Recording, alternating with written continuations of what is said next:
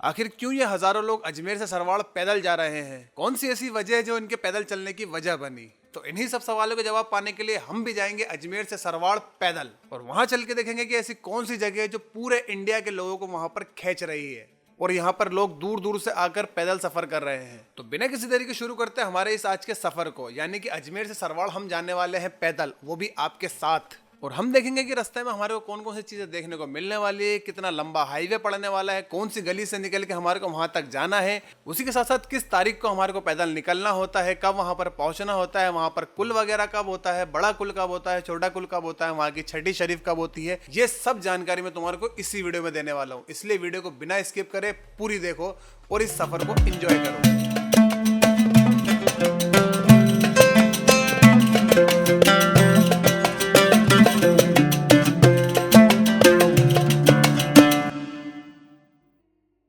तो मैं अजमेर शरीफ की गरीब नवाज की चौखट को चूम कर निकल चुका हूँ राइट 3:30 बजे इस सरवाड़ के सफर के लिए। यानी कि यार पैदल मुझे सफर तय करना है और कितना टाइम मुझे लगता है वहां पहुंचने में, और मैं इस 65 किलोमीटर के सफर को पूरा तय कर पाता हूँ या नहीं कर पाता हूँ, ये भी हमारे को देखना पड़ेगा वहां पर चल के। तो अजमेर से इस पैदल सफर को पूरा करने के लिए हम लोगों को निकलना पड़ेगा शाबान की 3 तारीख को यहाँ से। मतलब कि ख्वाजा फखरुद्दीन चिश्ती रहमतुल्लाह अलैह के जो उर्स मुबारक होता है, जो गरीब नवाज के बेटे हैं, उनके जब उर्स स्टार्ट होते हैं, उनकी उर्स की 1 तारीख होती है। तो 1 तारीख को लोग पैदल नहीं निकलते, बल्कि 3 तारीख को लोग यहाँ से पैदल निकलते हैं सरवाड़ के लिए। मतलब अजमेर वाले जितने भी लोग हैं वो 3 तारीख को, 3 शाबान को सरवाड़ के लिए निकलते हैं। तो इस बात का जानना जरूरी है कि हमारे को अगर पैदल सरवाड़ जाना है तो हमारे को शाबान की 3 तारीख को निकलना पड़ेगा पैदल के लिए। हालांकि हम चाहे तो उर्स के किसी भी दिन पैदल निकल सकते हैं, लेकिन 3 तारीख को निकलने की काफी सारी वजह। सबसे पहली वजह ये कि मलंगों की एक छड़ी दिल्ली से लेकर अजमेर तक का सफर पैदल तय करती है। मतलब जो अजमेर में उर्स होता है ख्वाजा गरीब नवाज के, उस वक्त मलंगों की छड़ी दिल्ली से अजमेर आती है और अजमेर में ही स्टे करती है, मतलब अजमेर में ही रहती है। उसके बाद आता है हमारा जस्ट ख्वाजा फखरुद्दीन चिश्ती रहमतुल्लाह अलैह के उर्स मुबारक का टाइम।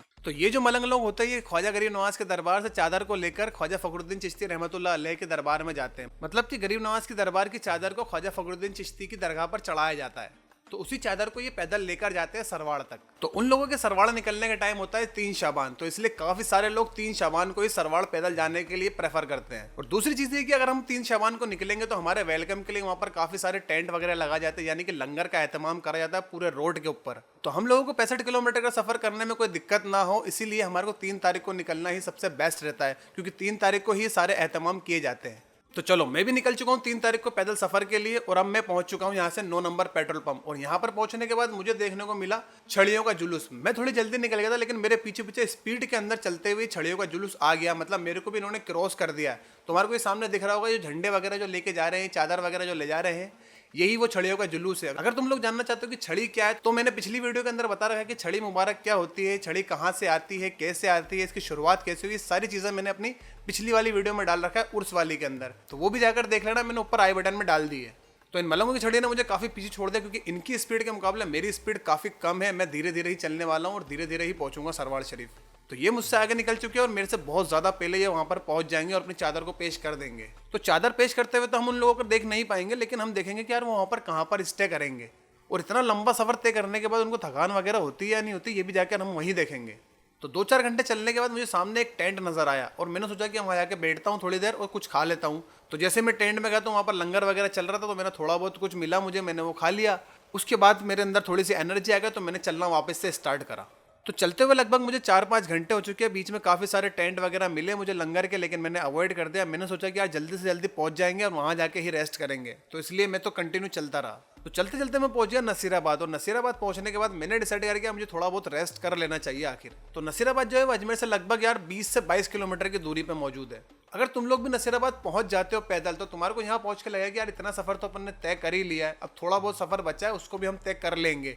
तो यहाँ जाके एक हिम्मत सी मिल जाती है कि यार इतना ज्यादा लंबा सफर हमने 4-5 घंटों में पूरा कर लिया है, तो आगे भी हम चल लेंगे इंशाल्लाह। तो नसीराबाद में थोड़ा रेस्ट करने के बाद मैंने डिसाइड करा कि यार मुझे कम से कम 4-5 घंटे तक अब कंटिन्यू चलना चाहिए। तो मैं बिना रुके कंटिन्यू चलता रहा। मतलब बीच बीच में मैं पानी वगैरह पीने के लिए तो रुक रहा था, और थोड़ा बहुत मैं लंगर वगैरह में भी रुक के, मतलब इतना ज्यादा स्टे नहीं कर रहा था, थोड़ा बहुत रुक के कुछ खा लेता था और पी लेता था, पर मेरा फोकस सिर्फ चलने पे था। हालांकि जो बीच में लंगर वगैरह कर रहे थे लोग, उनका दिल से शुक्रिया भाई। मतलब इतना अच्छा इंतजाम वगैरह कर रखा है उन्होंने कि इंसान बिना थके अपनी मंजिल तक पहुंच जाए।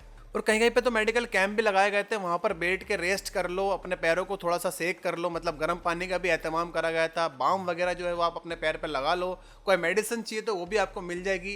ये सारी खिदमत को अपने हाथों से अंजाम दे रहे थे वहाँ पर जो मेडिकल कैंप जिन्होंने लगाए हैं, उनका दिल से शुक्रिया भाई। ऐसे ही आगे वो कंटिन्यू कैंप लगाते रहें, सवाब दारेन हासिल करते रहें। तो मेरे को भी काफ़ी सारे लोगों ने मतलब जो लंगर कर रहे हैं उन्होंने बुलाया अपने पास और बोला कि बैठो, आपके पैर में अगर चोट वगैरह लगी है तो उसको हम देखते हैं। पर मेरे अल्लाह के करम से कोई ऐसी चोट वगैरह नहीं थी। मैं सीधे सीधे अपनी मंजिल की तरफ जा रहा था और मैं रुकना नहीं चाहता था। मैं चाहता था कि यार मैं जल्दी से वहाँ पर पहुँच जाऊँ और वहीं पहुँच कर ही रेस्ट करूँ। तो इसलिए मैंने अपने सफ़र को जारी रखा, क्योंकि छोटे मोटे लंगर वगैरह जो है हमारे को गाड़ी वाले भी दे के जा रहे थे। मतलब जो हमारी बिस्लेरी की बोतलें वगैरह है, चिप्स वगैरह है और छोटी मोटी जो स्नैक्स वगैरह होती है वो हमारे को आने जाने वाले लोग अपनी गाड़ियों से ही देते हुए जा रहे थे। इसलिए पानी वानी की तो कोई प्रॉब्लम थी नहीं, वो हमारे को वैसे ही प्रोवाइड हो रहा था। तो लगभग 10 घंटे कंटिन्यू चलने के बाद मैं पहुंच गया 12 मील पर। और 12 मील पे पहुंचने के बाद मुझे लोगों ने बताया कि यहाँ से तो बहुत ही पास है सरवाड़, मतलब यहाँ अगर तुम पहुंच गए तो वहाँ तक तुम्हारे लिए पहुंचना बहुत ज़्यादा ईजी है। अब तुम यहाँ से गाड़ी में बिल्कुल मत बैठना, यहाँ से सीधे सरवाड़ जाना, आराम से पहुँच जाओगे, बस धीरे धीरे चलते रहो और आप पहुँच जाओगे सरवाड़ शरीफ की दरगाह में। और जब चलते चलते मुझे लोग रास्ते में मिल रहे थे तो मैं उनसे जानने की कोशिश कर रहा था कि वो आखिर क्यों जा रहे हैं सरवाड़ शरीफ, ऐसी क्या वजह रही है जिसकी वजह से तुम्हारे को सरवाड़ शरीफ जाना पड़ रहा है, वो भी पैदल। मेरा नाम शबनम खान है और मैं फ़र्स्ट टाइम आ रही हूँ। जैसा मुझे बाबा फ़कर में पता चला था, जैसे मेरी औलाद की मन्नत है, तो क्या नाम मैंने मन्नत मांगी थी मेरी औलाद हो जाएगी तो मैं पैदल आऊँगी। अल्लाह का शुक्र हुआ, अल्लाह का करम है ख्वाजा फ़कर का कि 1 साल में मुझे मेरी बेटे से नवाजा गया, तो इस वजह से मैं उसकी मन्नत पूरी करने आई हूँ। लेकिन बहुत लंबा सफ़र है, फर्स्ट टाइम आई हूँ और हालत भी थोड़ी डाउन है, लेकिन इंशाअल्लाह कोशिश पूरी करूँगी कि सफ़र तय करूँ और मुकाम पे पहुँचूँ।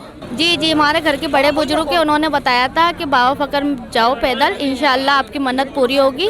और जैसे बेटे की मैंने आपको बताया मन्नत थी, तो फिर मैंने इसलिए अब मन्नत मांगी थी। इंशाअल्लाह मेरी मन्नत पूरी हुई है और दुआ करूँगी अल्लाह जायज़ मन्नत को पूरा करे। मेरा नाम अखलाक मोहम्मद शेख, मैं अंदरकोट का निवासी हूँ।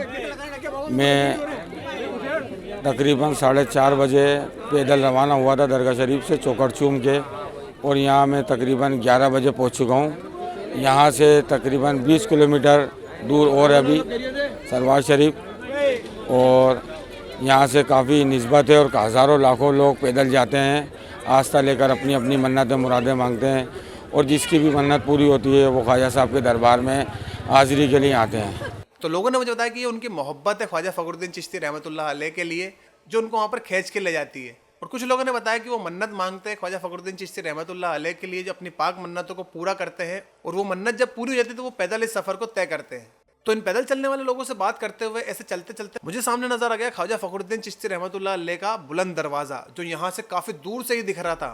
मतलब कि दरगाह से मैं अभी 3 किलोमीटर की दूरी पे हूँ, लेकिन यहाँ से ही वो बुलंद दरवाजा मुझे नजर आ रहा है। तुम लोगों को इस कैमरे में नहीं दिखाई दे रहा होगा, लेकिन मुझे सामने बुलंद दरवाजा नजर आ रहा है। और उसको देखने के बाद मुझे एक अलग सी एनर्जी महसूस होगा कि यार मेरे को और तेज चलना चाहिए और जल्दी से वहां पहुंचना चाहिए। तो फाइनली मैं दरगाह पहुंच गया और मेरे सामने है बुलंद दरवाजा। और दरगाह के अंदर जाने के बाद मैं देखता हूँ कि आस्ताना मुबारक खुला है या बंद हो चुका है, क्योंकि मोस्टली जो दरगाहें होती है उनका रात को आस्ताना बंद कर दिया जाता है। तो मैंने जल्दी से वजू करा और मैं आस्ताने की तरफ गया तो मैंने देखा कि आस्ताना मुबारक बंद था, मतलब कि आस्ताना मामूल हो चुका था, क्योंकि अभी रात के बज रहे थे लगभग 4। तो यहीं पर ही मैंने एक होटल में रूम वगैरह लेकर थोड़ा रेस्ट वगैरह करा, और दिन के टाइम मैंने ख्वाजा फ़खरुद्दीन चिश्ती रहमतुल्लाह अलैह की ज़ियारत करके निकल गया अजमेर के लिए, वापस अपने घर के लिए। और अब मैं आऊँगा सरवाड़ छठी शरीफ के कुल में, और तब मैं देखूंगा कि मामू भांजे के अंदर हमारे को किसकी दरगाह देखने को मिलती है, और छठी शरीफ के दिन कौन कौन सी रस्मों को अदा करा जाता है, कुल की रस्म में क्या क्या चीज़ें हमारे को देखने को मिलने वाली है, वो सब हम देखेंगे यहाँ पर छठी शरीफ के दिन आकर। तो मिलता हूँ आपसे अगली वीडियो में, तब तक के लिए बाय बाय। वीडियो अगर अच्छी लगी तो वीडियो को लाइक कर देना, चैनल को सब्सक्राइब करना मत भूलना, और अगर आप भी सरवाड़ पैदल जा रहे हो तो मुझे कमेंट करके बताओ तुम किस जगह रुके हो।